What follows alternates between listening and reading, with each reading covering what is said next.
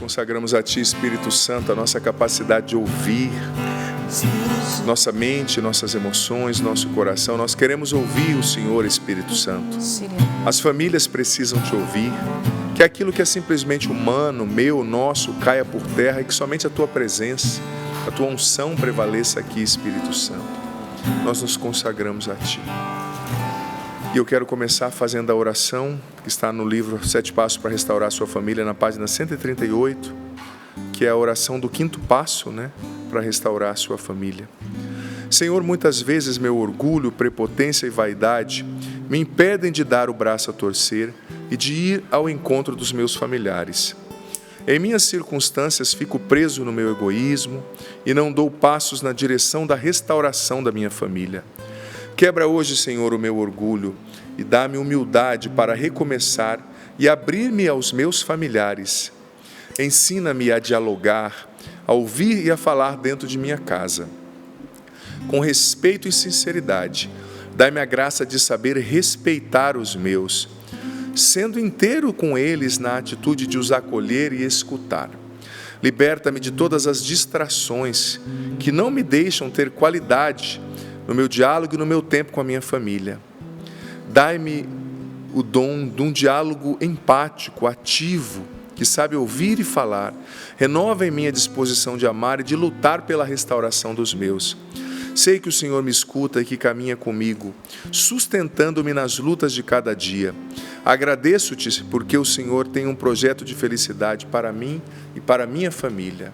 Amém. Amém. Glória ao Pai, ao Filho e ao Espírito Santo. Como era no princípio, agora e sempre. Amém. Amado, amada, a passagem de hoje é Ageu capítulo 2, versículo 4. Tenho certeza que só essa passagem já vai falar muito, só não, tudo isso, que a palavra de Deus já vai dar uma direção concreta também para o nosso dia.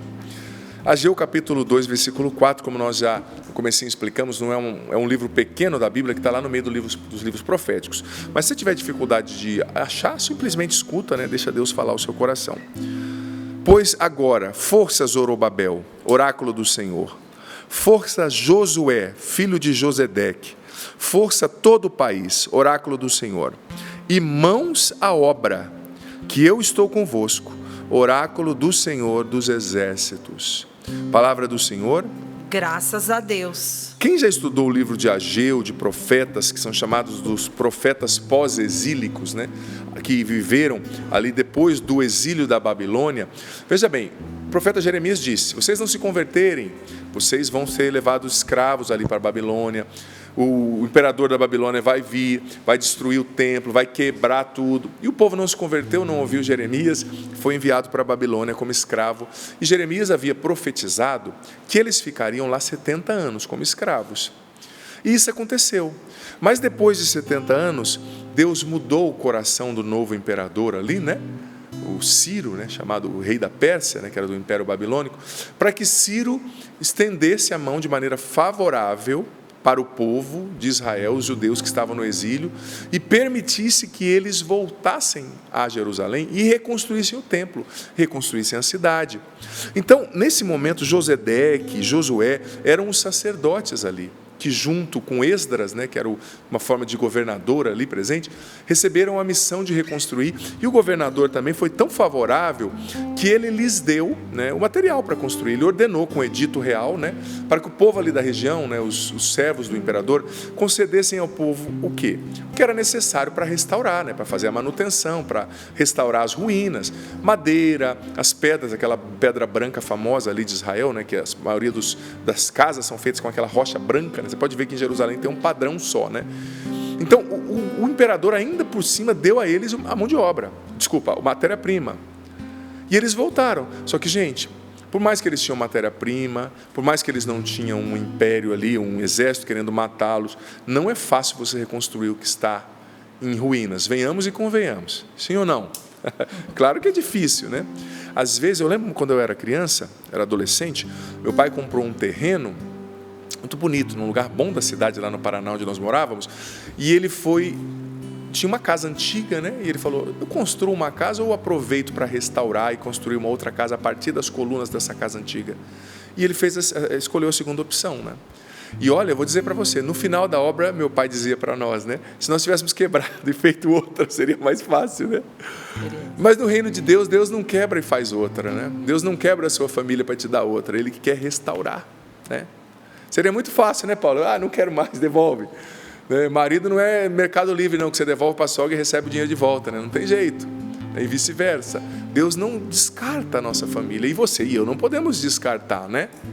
Você e eu temos que lutar para restaurar o edifício caído, para restaurar a casa quebrada, né?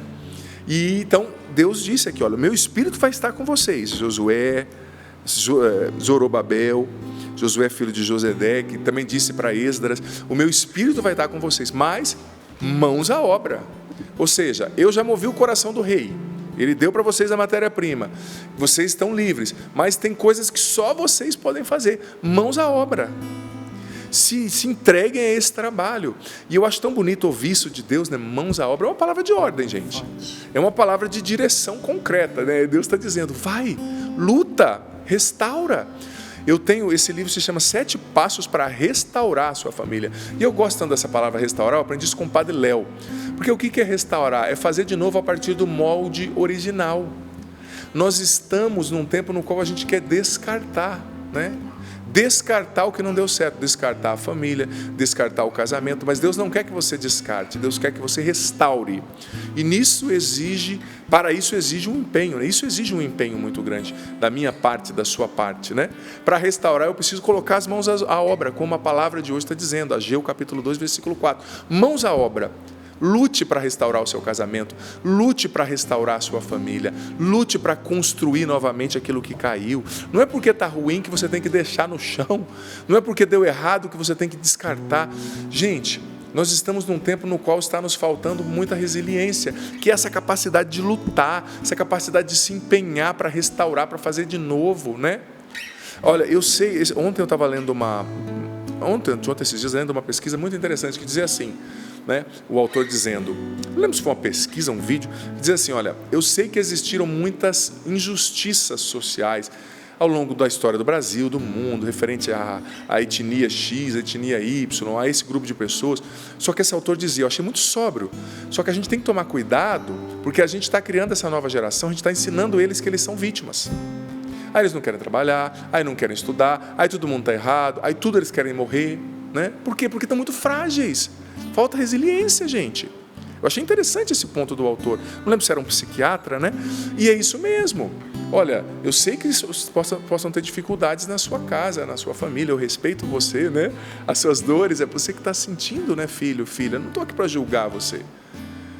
Mas Deus não descarta a sua família. E você também não pode descartar. Luta. Mãos à obra é uma palavra de Deus para você, é uma palavra de ordem, amado, amada. Mãos à obra para restaurar esse casamento, mãos à obra para lutar pela sua família, mãos à obra para evangelizar os seus filhos, mãos à obra para dar mais uma chance para esse filho que pisou na bola de novo, mãos à obra para tentar mais uma vez o diálogo, mãos à obra para não eliminar a família do seu esposo da sua vida, mãos à obra. Gente, tudo que é bom, tudo que tem gosto, que tem sentido, que faz feliz, dá trabalho.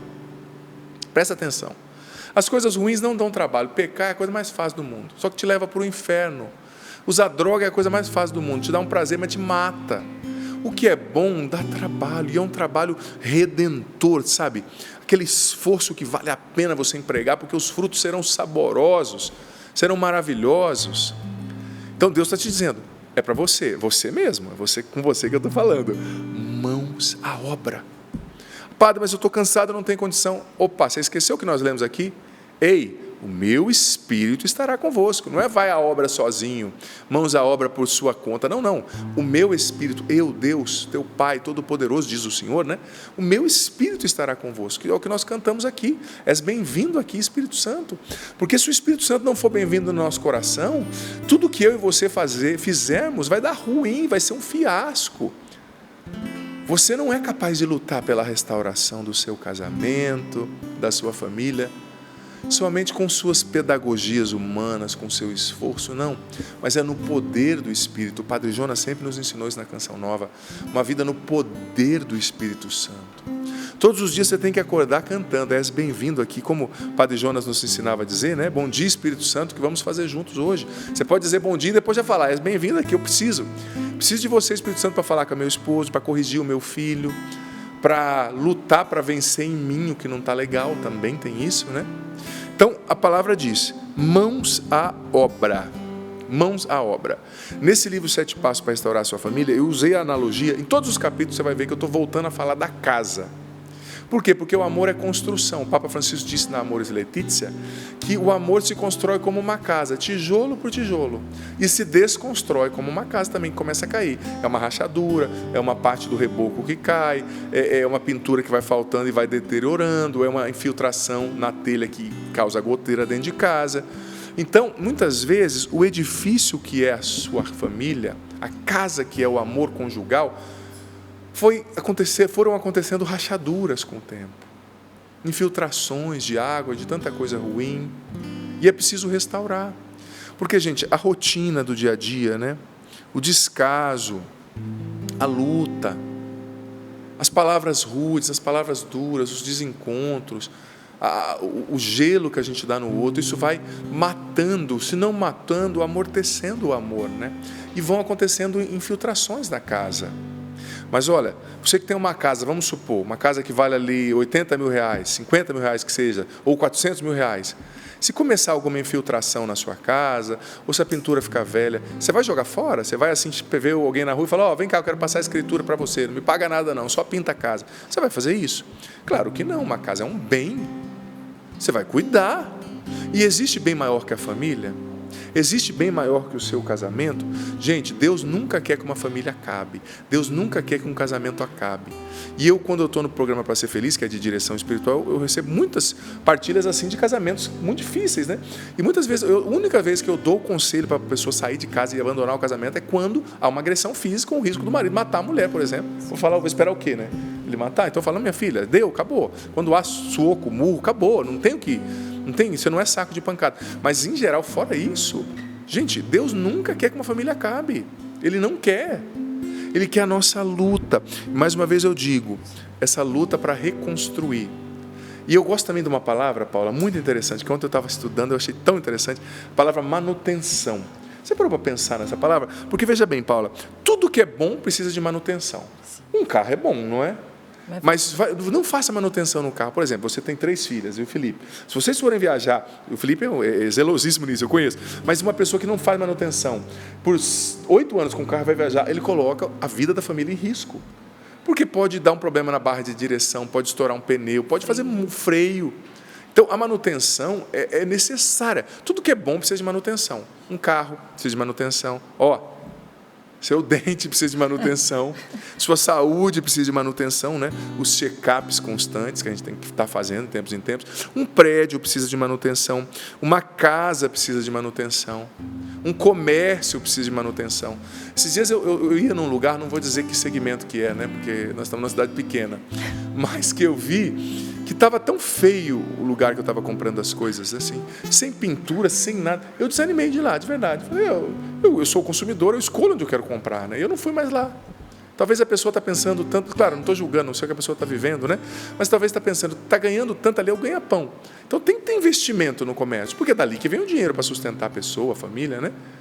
Então, um comércio precisa de manutenção. Aqui vem uma coisa que precisa muito de manutenção, olha ali, filma ali o Gabriel um pouquinho. Um violão precisa de manutenção.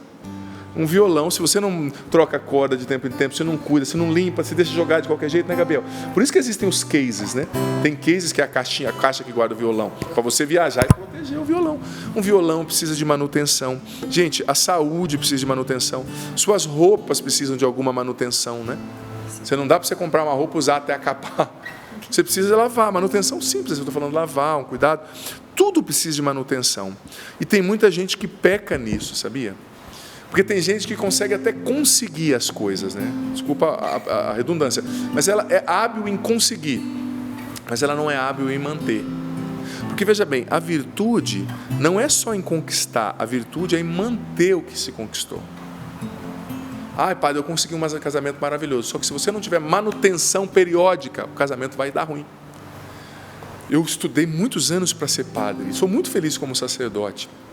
Se nascesse de novo, quereria ser padre de novo e na canção nova de novo. Mas não é porque eu, depois de tantos anos de estudo, eu cheguei ao sacerdócio, acabou. Não, começou, né? Depois da minha ordenação começa, aí eu tenho que ter a manutenção. Por exemplo, a manutenção da minha oração diária, a manutenção do cuidado com a minha vocação, a manutenção da minha vida de oração, a manutenção do meu estudo. Eu não posso vir aqui abrir a boca e falar para você o que eu acho. Não, eu tenho que preparar alguma coisa para ajudar você. Eu tenho que levar a sério a minha vocação, não é? O casamento precisa de manutenção. E como precisa de manutenção, gente? Os irmãos que são casados, aqui à minha direita é a ala dos casados, né? Então, eles que o digam, né? O Gabriel com um menininho pequeno. Quanta coisa, né, Gabriel? Vem dois pequenos, o outro recém-nascido, quero dizer, e tem o outro pequenininho. Vem os filhos, mas o casamento continua. Sua esposa continua sendo sua esposa. E ela fica mais frágil depois da gravidez, durante a gravidez, né? Antes da gravidez, aquele processo todo ali. Então, é preciso de manutenção. O que a Gabriela está falando? Está vendo, meu amor? Estou fazendo a minha parte, estou lutando, né? Ela está assistindo ali. Está assistindo ali embaixo. Está pertinho. Está pertinho, aqui no andar de baixo. Se o Gabriel que não concorde não para ver. Ela vem Exatamente. Aqui. Mas o casamento, a família precisa de manutenção, sabe? E você sabe que a definição de manutenção clássica do dicionário o padre trouxe. Manutenção, o que é manutenção, Paula? Ações necessárias para que um item seja conservado, adequado, restaurado, substituído e prevenido de modo a se manter ativo para que não venha a se deteriorar. E ainda o índice do dicionário diz: a falta de manutenção adequada pode causar muitos problemas, como a redução da produtividade até a perda total daquele item, né? Está falando aqui de maneira objetiva com as coisas. Mas um casamento é um item maravilhoso, né? Uma bênção, uma família. Mas, filho, precisa de manutenção. Como eu disse, a virtude não está só em conquistar, está em manter. Porque virtuoso não é o que conquista, porque às vezes no ímpeto, na impulsividade, você vai lá e arrisca e conquista. Mas o homem virtuoso, a mulher virtuosa, não é aquele que casa, é aquele que continua casando todo dia, no sentido de renovar os votos, o amor, reconquistar a esposa a cada dia, o esposo a cada dia. Isso não é poético, isso é muito concreto, sabe? Pode ser que hoje o seu coração esteja machucado, viu, filho? Seus afetos feridos por maltratos, traição, vício, crise financeira, mas dá uma chance para o amor.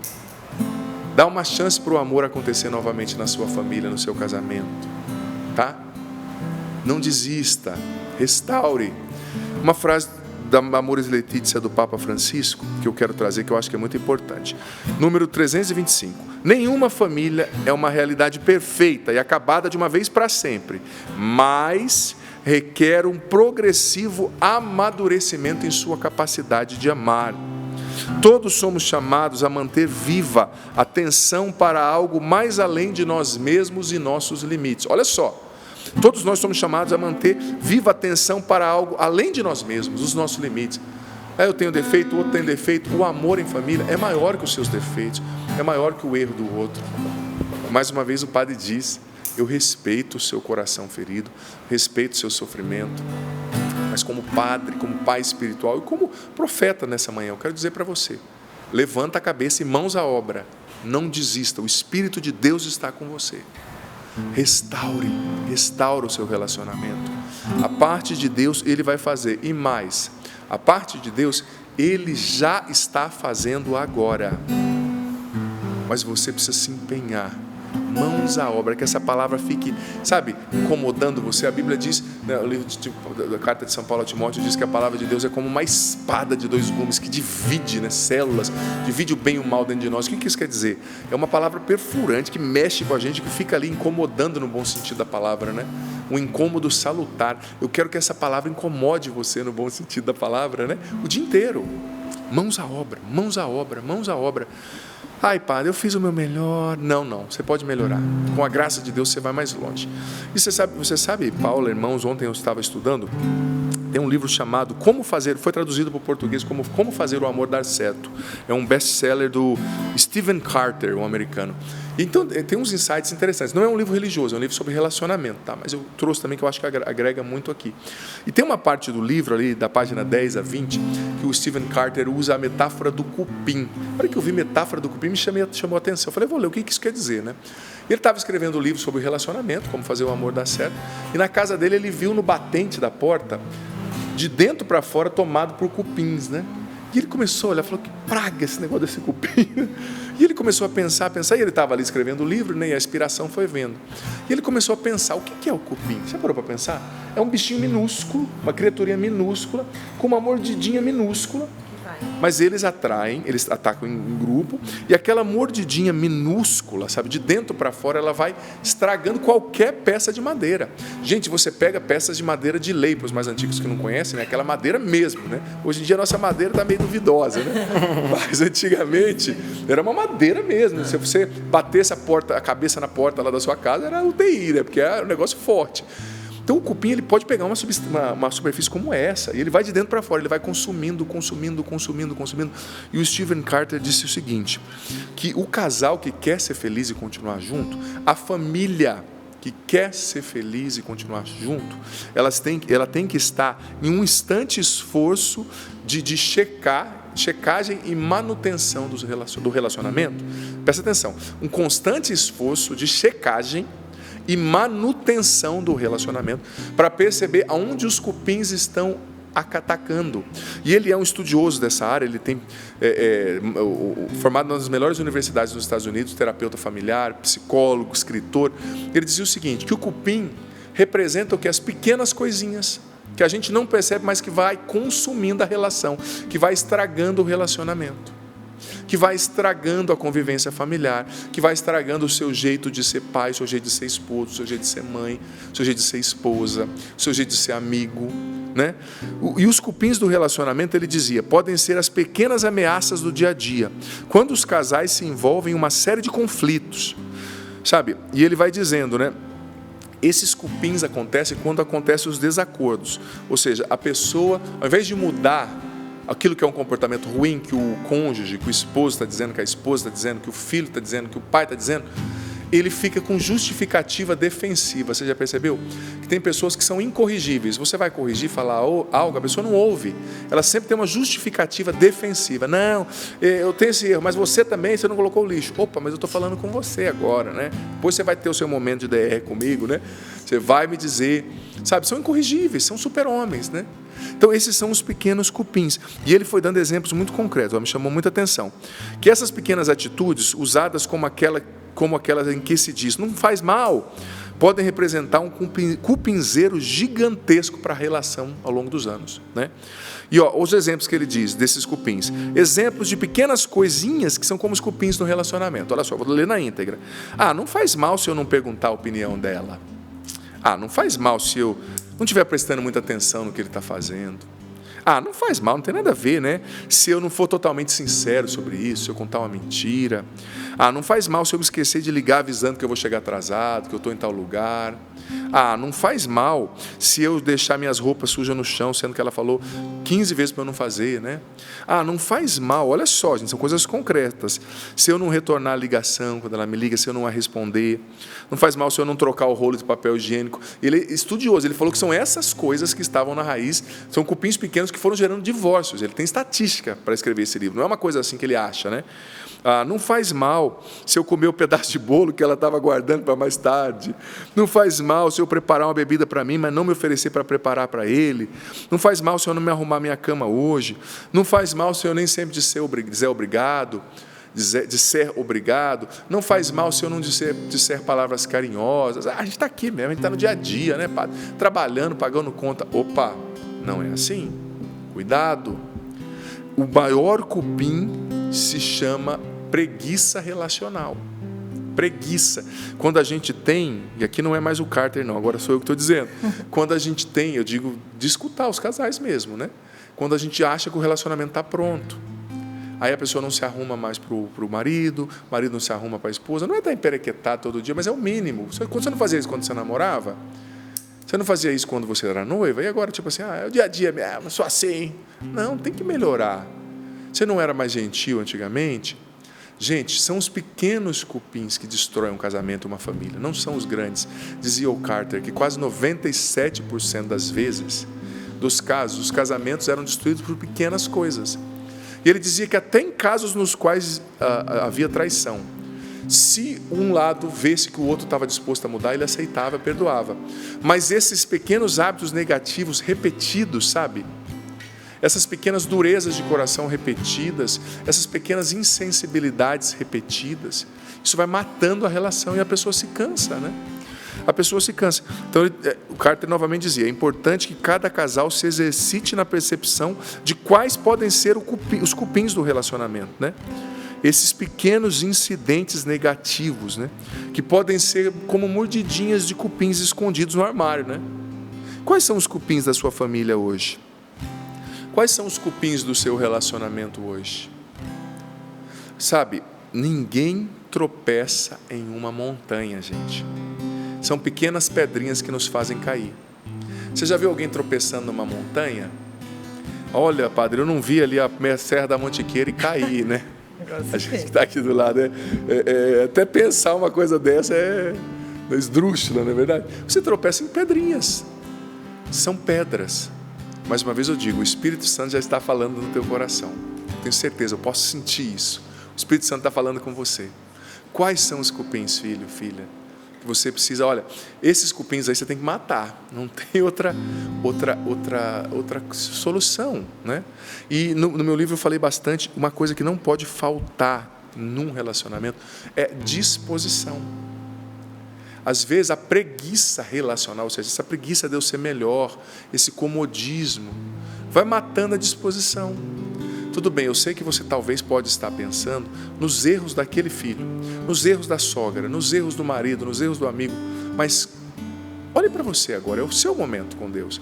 Faça a sua checagem, sua autoanálise, seu exame de consciência. Você também não tem erros? Eu também não tenho, nós não temos coisas a melhorar? Gente, uma vida que não progride não vale a pena ser vivida, dizia Aristóteles, né? Não dá para você achar que está bom. Não dá. A gente precisa progredir, filho, filha. E, sobretudo, progredir no amor. Porque quem não progride no amor não vai ser santo, não vai agradar a Deus. Tem gente que progride muito na combatividade. É bonito. Eu combato a ideologia, eu combato o fulano, eu combato de outra religião, eu faço um vídeo detonando todo mundo. É bonito. Mas não é a combatividade que vai fazer você se salvar. É o amor. É o se doar, é o renunciar-se, né? Eu falava na terça-feira. Mas uma vez eu digo, essa série sobre a restauração das famílias está muito forte. Ouça a pregação de segunda e terça para você entender o sentido, né, do que o Pai está desenvolvendo. É como se fosse uma coisa só em vários dias, né? Mas fica o alerta. Esteja alerta, em estado de alerta, para a percepção dos cupins que precisam ser mortos e dos novos que vão surgindo, né? Porque estão aí.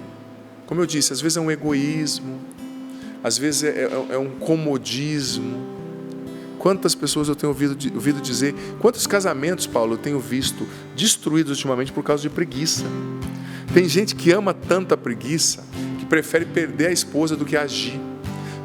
Prefere perder o respeito dos filhos do que trabalhar, do que ser colaborativo, né? Com a esposa, com o esposo, estar junto, ajudar, sabe? Parceria. Um casamento, uma família precisa de parceria. E tem gente, me perdoe, que tem má fé mesmo. Ele está, sabe, se usufruindo, se tomando vantagem em cima do outro, não trabalhando, não fazendo e ainda querendo ter direitos, né? A gente tem que dividir. Os filhos não são só da esposa, é do marido e da esposa. A casa não é só da esposa, é do marido e da esposa. O marido também tem que ajudar. Tem que lavar louça, tem que manter, tem que ter manutenção, né? Tem que ajudar, gente. São pequenos cupinzinhos que vão matar. E quem já viu o cupim de perto, eu já vi.